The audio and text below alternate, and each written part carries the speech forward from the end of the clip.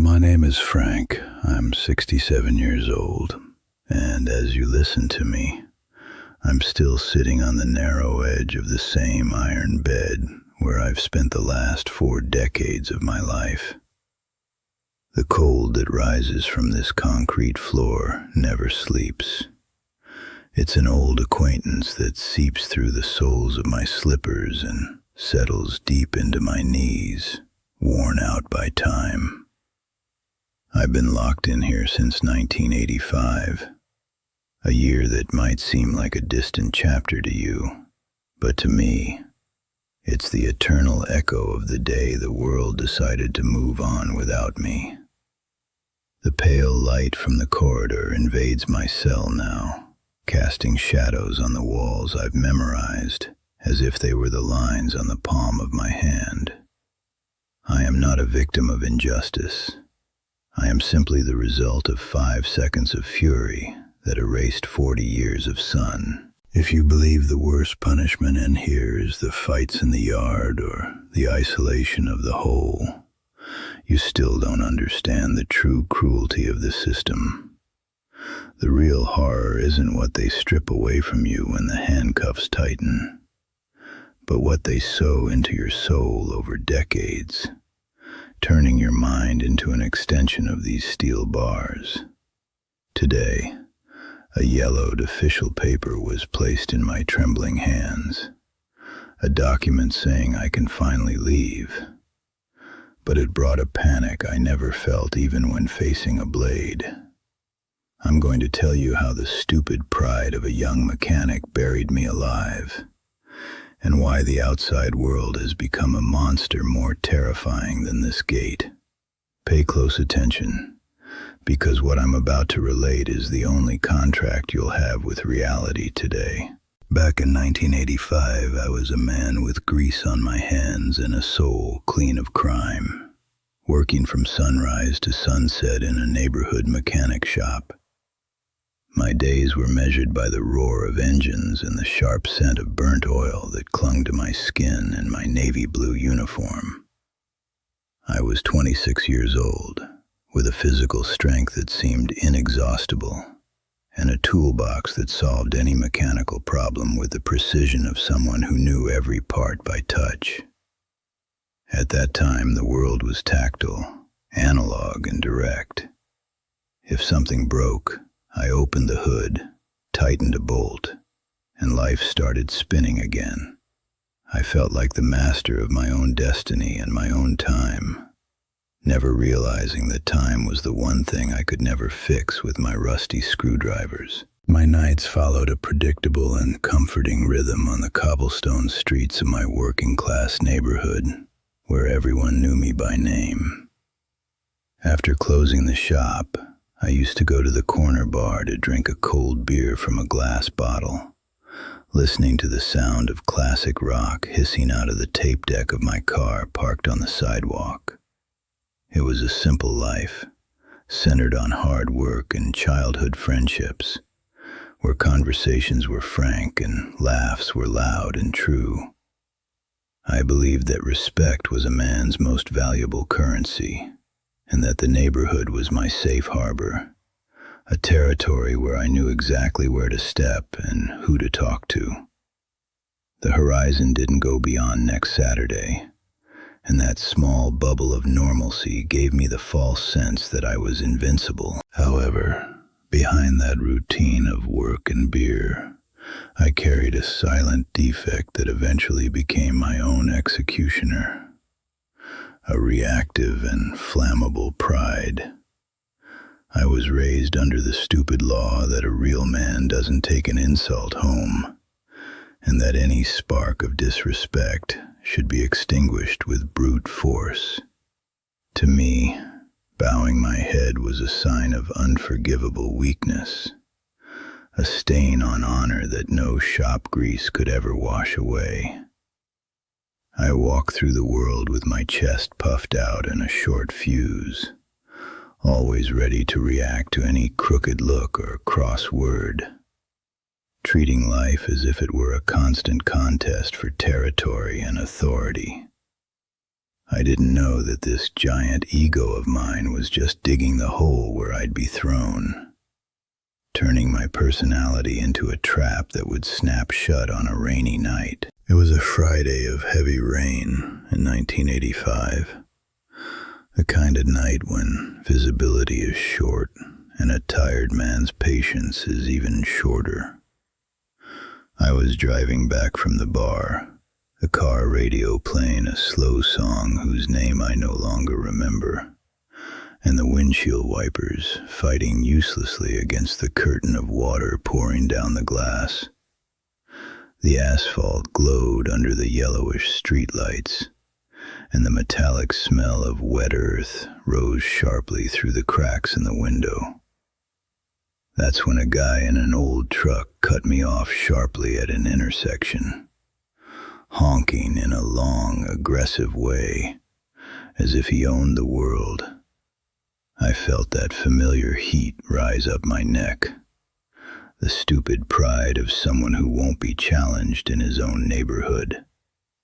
I could have braked, let him pass, and gone home. But the mix of booze and wounded ego spoke much louder. The other driver also got out of his vehicle, shouting crude insults that were lost in the deafening noise of the storm. And we stood there, face to face, two complete idiots in the middle of the dark asphalt. I didn't think about the consequences. I just acted, driven by a blind and reactive rage I had carefully cultivated throughout my youth.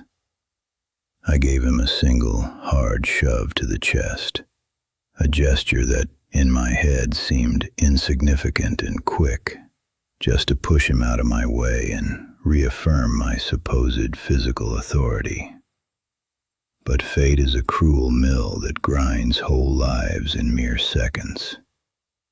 He stumbled awkwardly backward, his feet slipping on the mud accumulated on the concrete, and he fell onto his back with a violence I will never forget as long as I breathe.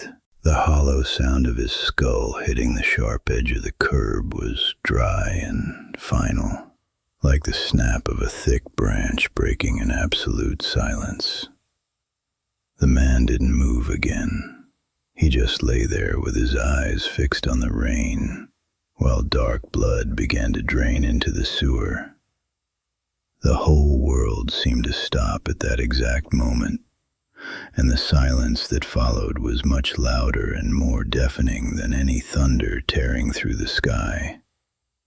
I stood still, my trembling hands still outstretched in the air, watching a stranger's life drain away because of a trivial traffic dispute that now meant absolutely nothing. Within minutes, the red and blue lights of the police sirens began to reflect intensely in the puddles around us, creating a macabre spectacle of colors dancing on the cold, wet asphalt. The first real shock wasn't the body hitting the ground, but the cold, dry snap of metal handcuffs tightening around my wrists for the first time. In that muddy police station, I was still trying to convince myself it was all just a bad nightmare, a misunderstanding that a man-to-man talk would settle. But the system doesn't care about your immediate regret or your despair. It treats you like a broken gear that needs to be discarded. They stripped me of my work clothes, my wristwatch that my father gave me, and the dignity I thought I possessed. When the first heavy steel door slammed and the lock turned with a deafening metallic clang, I knew that Frank, the respected neighborhood mechanic, had died right there. The silence that followed was a sharp knife cutting what was left of my breath. The trial was a theater of shadows, where I was the only spectator, unable to change the final script of my own personal tragedy. I vividly remember the look of deep pain from that man's family, eyes that burned my soul, while the prosecutor described my pride as a lethal and heartless weapon. I wanted to scream that I wasn't a monster, that I was just a stupid man who lost his head for a second, but the words died in my dry throat. When the judge read the sentence of life imprisonment with the possibility of parole after 40 years, the sound of the gavel hitting the wood sounded like a mercy shot to my youth.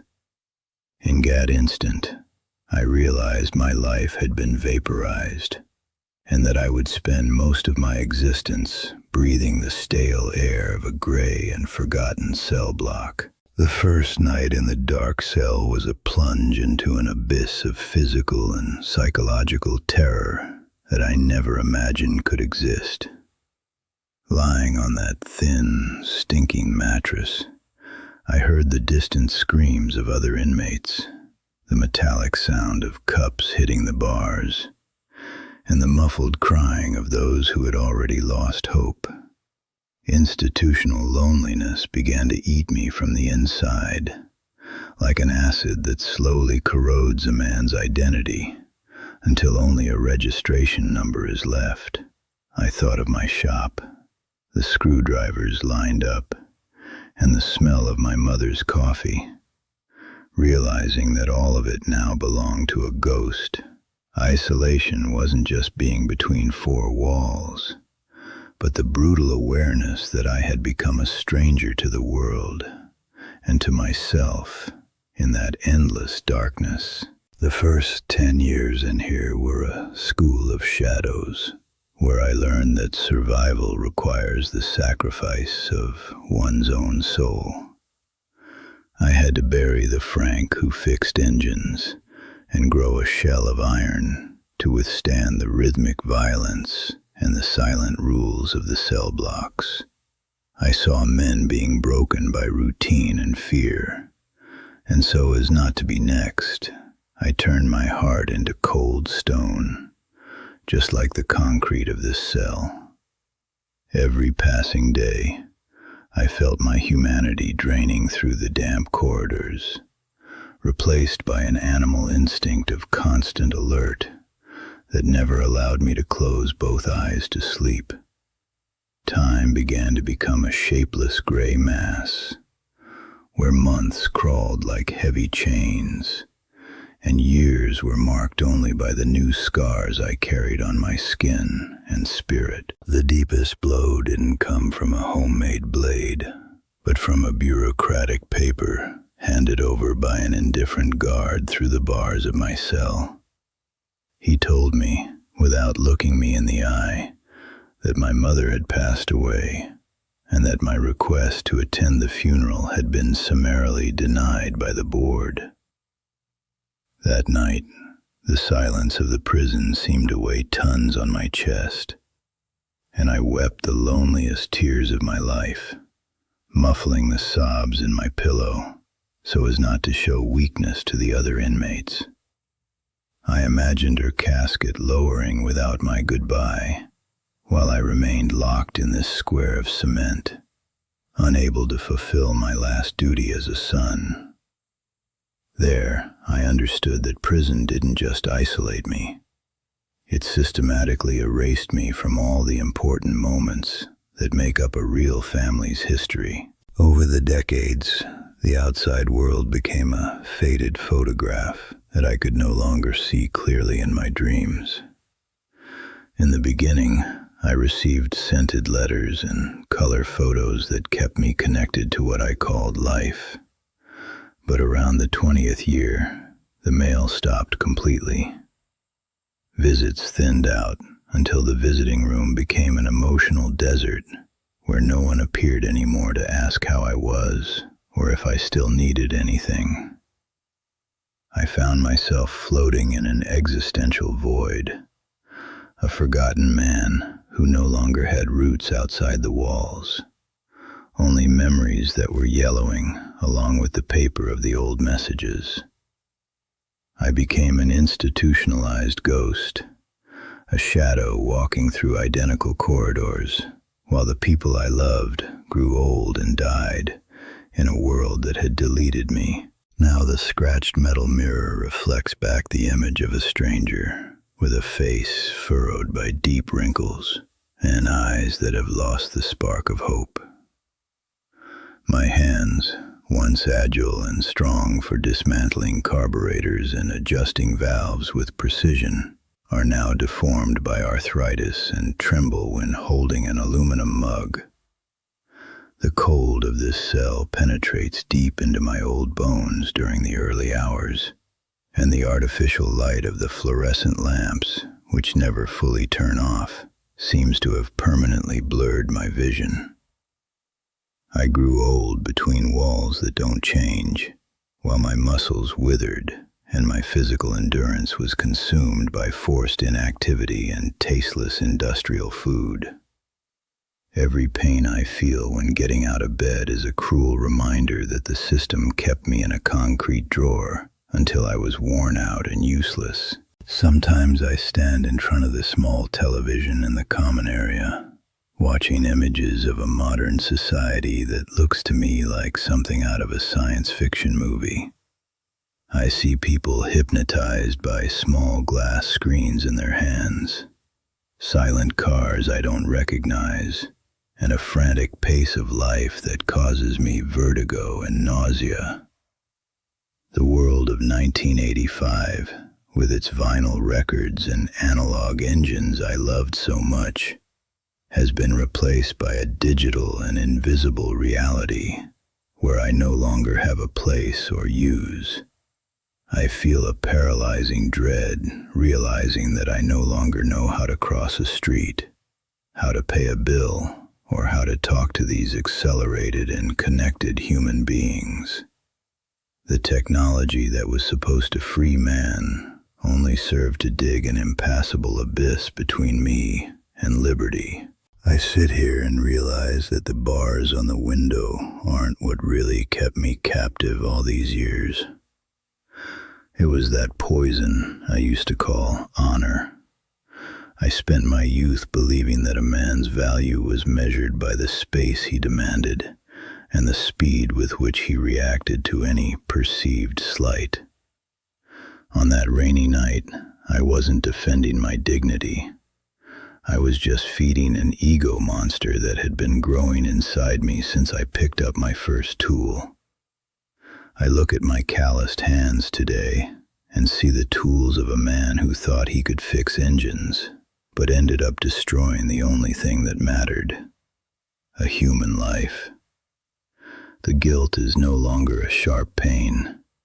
It's a heavy stone I carry in my chest every morning.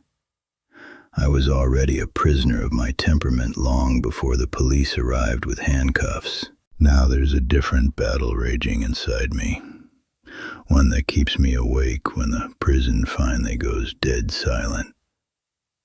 For decades, I dreamed of the day I would walk through those gates and breathe air that didn't smell like industrial disinfectant and accumulated sweat. But now that the document is in my hand, I feel a hollow void where the hope of freedom used to live. I'm terrified of a world without rigid schedules, where doors don't lock at 10 at night, and where I'm just the shadow of an era that no longer exists. I've become a creature of concrete, molded by the walls I used to hate, until I no longer know how to stand up without them bracing me. The desired freedom has become my nightmare, because out there I'm just a fossil in a digital world. I fear the open sky more than this cell. The official parole document rests on my knees, a yellowed paper with bureaucratic stamps that should represent the pinnacle of 40 years of desperate dreams of freedom. But upon touching the rough texture of that sheet, I didn't feel the relief of a shipwrecked man finally spotting land. I felt a cold, paralyzing nausea that rose from my stomach until it locked my dry throat. I looked at the peeling walls of my cell, at the cracks in the ceiling I've watched grow like wrinkles over the years, and I realized I know every inch of this concrete better than my own late mother's voice.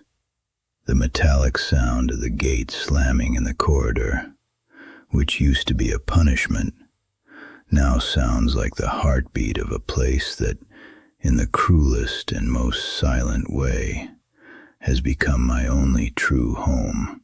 In this moment of absolute silence, broken only by the rhythmic dripping of the rusty sink, the terrifying truth revealed itself before my tired eyes, blurred by artificial light. I realized that the worst sentence wasn't the one the judge read in 1985, but the one time wrote into every fiber of my being.